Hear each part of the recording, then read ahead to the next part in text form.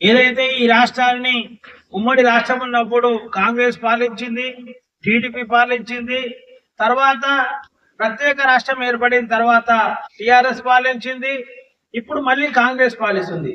కానీ నాటి నుంచి నేటి వరకు ఈ తెలంగాణ రాష్ట్రంలో కానీ ఉమ్మడి రాష్ట్రంలో కానీ అణగారిన వర్గాల సమస్యలు అదే విధంగా ఉన్నాయనే విషయం స్పష్టం చేస్తున్నాం. ఎందుకంటే నాడు జరిగిన అత్యాచారాలు కావచ్చు దళితులపై, నేడు అత్యాచారాలు కావచ్చు దళితులపై, నాడు జరిగిన దాడులు ఏవైతే ఉన్నాయో అవి కావచ్చు, నేడు తెలంగాణ ఏర్పడినాక దాడులు కావచ్చు, అప్పుడు ఏ ప్రజలపైన అణగారిన వర్గాలపైన జరిగినో ఈ రోజు కూడా అవే జరుగుతున్నాయి. అంటే మార్పు ఏం జరగలేదు.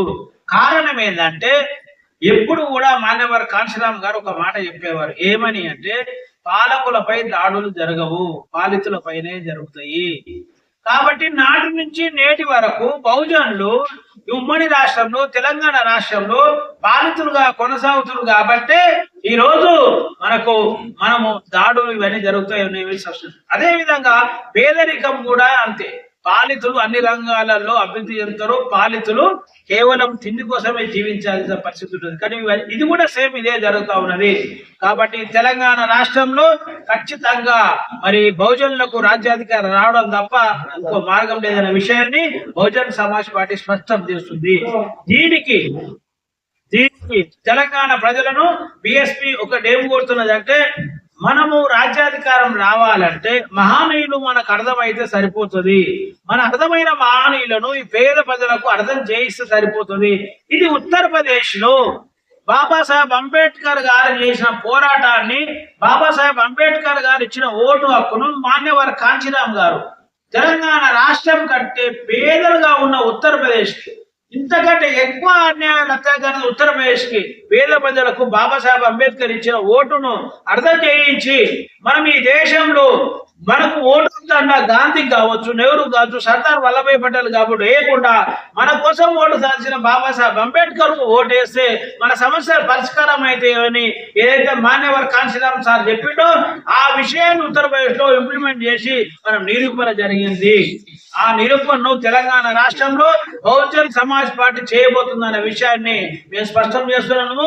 ఈ రాష్ట్రంలో మరి బహుజన సమాజ్ పార్టీ బహుజన రాజ్యాన్ని సాధించడానికి ఒక ముఖ్య భూమిక ఏంటంటే, ఈ సమాజంలో రాజ్యాధికారం సాధించాలి అంటే డబ్బు అవసరం లేదు, సిద్ధాంతం అవసరం. ఈ దేశాన్ని పాలించింది ఇంగ్లీష్ వాళ్ళు. భారతీయులం పోరాటం చేసినాం, ఆత్మగౌరవ పోరాటం, స్వతంత్రం పేరు మీద ఆత్మగౌరవ పోరాటం చేసినాం. ఇంగ్లీష్ వాళ్ళ డబ్బు, ఇంగ్లీష్ వాళ్ళ అధికారం ఓడిపోయింది, స్వతంత్ర పోరాటం గెలిచింది. అదేవిధంగా తెలంగాణ కోసం ఉమ్మడి ఆంధ్రప్రదేశ్ విషయానికి వస్తాం. ఆంధ్రలో డబ్బు ఎక్కువ ఉన్నది, తెలంగాణ డబ్బు లేదు. ఆంధ్రలో పాలకులు అన్యాయం ఏదైతే తెలంగాణ ప్రజలకు చేసిరో ఆ అన్యాయం పోరాటం తెలంగాణ పోరాటం రూపంలో మనం గెలిచాం. ఆందోళన డబ్బు, ఆందోళన అధికారం ఓడిపోయింది.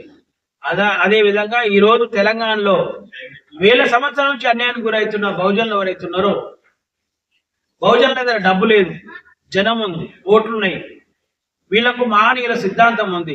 కాబట్టి అగ్రవర్ణాల ఏదైతే డబ్బు ఉందో ఆ డబ్బుకు వ్యతిరేకంగా బహుజన్ సమాజ్ పార్టీ బహుజన్ ఉద్యమాన్ని కొనసాగించి 2028లో బహుజన్ సమాజ్ పార్టీ ఈ తెలంగాణ రాష్ట్రంలో పాలన కొనసాగిస్తుందనే విషయం కూడా స్పష్టం చేస్తున్నాం. జై భీమ్, జై భారత్.